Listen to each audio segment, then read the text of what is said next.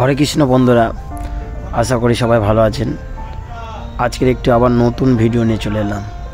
আজকের ভিডিওতে দেখাতে চললাম কিভাবে সরস্বতী ঠাকুর বা যে কোনো ঠাকুরের শাড়িতে কিভাবে পেন্ট করবেন, অর্থাৎ কিভাবে কালার দিয়ে ডিজাইন করবেন, সেটা আজকে দেখানো হচ্ছে।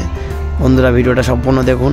শাড়িতে কিভাবে ডিজাইনগুলো করার পরে পুরো অরিজিনাল শাড়ির মতন লাগবে, এমনভাবে কাজটা হয়। দেখুন, সম্পূর্ণ দেখলে বুঝতে পারবেন কিভাবে হচ্ছে। যদি চ্যানেলে নতুন হয়ে থাকবেন তাহলে লাইক করে দেবেন, কমেন্ট করে দেবেন, সাবস্ক্রাইব করে দেবেন। আর ভিডিও ভালো লেগে থাকলে কমেন্ট করে জানাবেন, পরবর্তী ভিডিও ছাড়বো। এরকম ধরনের যে কোনো ভিডিও আপনারা পেতে পারেন আমার এই চ্যানেলে। এমনভাবে কালার দিয়ে সমস্ত জায়গায় ডিজাইন, যে কোনো তোমার ডিজাইনটা পছন্দ সেই ডিজাইনে তুমি ছাপবে। দেখো, এমনভাবে ছাপা হচ্ছে সমস্ত জায়গায়।